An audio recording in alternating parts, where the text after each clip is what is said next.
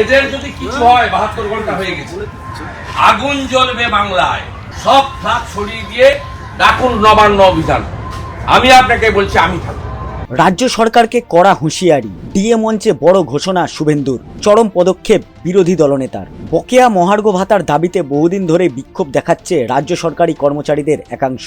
এবার শহীদ মিনার চত্বরে তাদের সাথেই দেখা করলেন বিরোধী দলনেতা শুভেন্দু অধিকারী। সংগ্রামী যৌথ মঞ্চের যেসব সদস্য আমরণ অনশন শুরু করেছেন, এবার তাদের সাথে কথা বললেন শুভেন্দু অধিকারী। রাজ্য সরকারের বিরোধিতা করে তিনি আশ্বাস দিলেন, নবান্ন অভিযান ডাকা হলে তিনিও সাথে থাকবেন।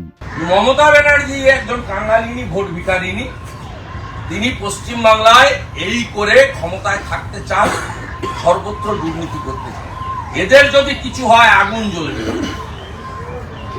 এদের যদি কিছু হয় 72 ঘন্টা হয়ে গেছে, আগুন জ্বলবে বাংলায়। আর আমি ভাস্কর বাবু সহ সমস্ত দাদাদের সব বলে যাচ্ছি, যেভাবে করছেন সব ফ্লাগ সরিয়ে দিয়ে ডাকুন নবান্ন অভিযান। আমি আপনাকে বলছি, আমি থাকবো। মঙ্গলবার সকালে অনশন মঞ্চে পৌঁছে আন্দোলনকারীদের মনোবল বাড়িয়ে তিনি বলেন, ডাকুন নবান্ন অভিযান, আমি থাকব। সেই সাথে রাজ্য সরকারকে কড়া হুঁশিয়ারি দিয়ে তিনি বলেন, এদের যদি কিছু হয় আগুন জ্বলবে বাংলায়। যদিও কিছুদিন আগেই ডিএ প্রসঙ্গে মমতা ব্যানার্জি সাফ জানিয়েছেন, ডিএ বাধ্যতামূলক নয়, উল্টে অতিরিক্ত ছুটি এবং বিদেশে ঘুরতে নিয়ে যাওয়ার মতো সুযোগ সুবিধার কথা উল্লেখ করেছেন তিনি। তবে আন্দোলনকারীরা এই দাবি মানতে রাজি নয়, উল্টে বৃহৎ আন্দোলনের হুমকি দিয়েছে সংগ্রামী যৌথ মঞ্চ। আর মঙ্গলবার অনশন মঞ্চে দাঁড়িয়ে শুভেন্দু জানান, ডিএ আন্দোলনে বিজেপির নিঃশর্ত সমর্থন আছে। যে সংগ্রামী যৌথ মঞ্চ যখন যেভাবে ডাকবে, যে থাকবে, যে পারবে সাহায্য করবে। আমাদের কোনো কন্ডিশন নেই।